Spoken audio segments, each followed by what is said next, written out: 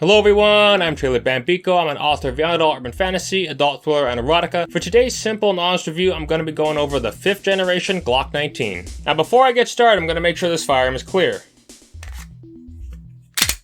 We're good. Empty. Let's get started, shall we? So the first thing about the Glock 19 that I really do like is the fact that it has a capacity of 15 rounds. Now of course it also depends on where you live. Some places are unfortunately only restricted to 10 rounds. Luckily where I am it doesn't matter. I can use the 15 round magazine or the 17 round magazine used in the Glock 17 or even the 33 round stick magazine that is predominantly used, at least in Hollywood anyway, for the Glock Model 18. Now the 33 round magazine is nice to have. It's not something I generally would rely on. I would just go to an extra either 15 round or a 17 round magazine, but they are fun to use at the range. The next thing I want to bring up is the sights.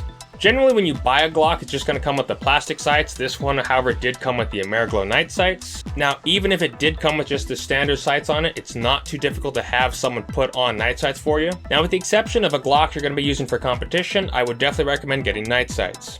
The next point I want to bring up is recoil management. Because this is a 9mm, it is relatively easy to shoot. Also, with this being a Gen 5, it does have the dual recoil spring in it. It does make it even smoother to shoot.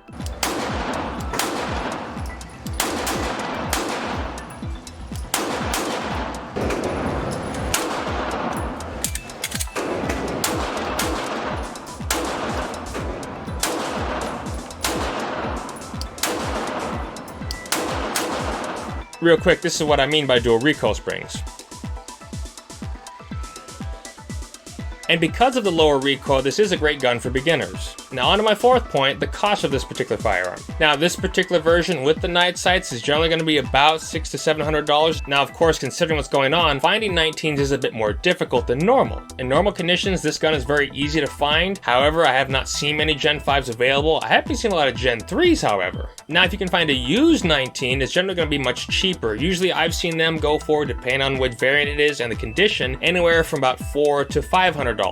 But I haven't seen many used Glocks in the past few months. Overall, I definitely would recommend this to anyone who's looking to get their first firearm. Now, while I might lean more towards the Model 17 to the Model 19, when it really boils down to it, I'm just going to go with both. Another great thing about the Gen 5 is you can actually add beaver tails to it or just extra back straps to make the grip bigger. This was also present on the Generation 4. Now, speaking of the 4th generation pistol, if I had that one, I wouldn't run out and get a Generation 5. And the reason for that is what was changed between the two really doesn't make a big enough difference for me anyway.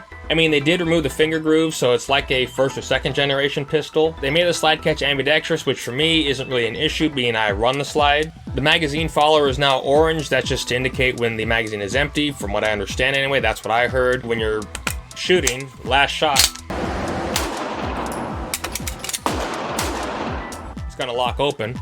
Of course, unless that's for when you're storing it, then you can definitely tell when they are empty. Of course, the earlier magazines were black, and if you had a cartridge in there, you're going to clearly see that's loaded.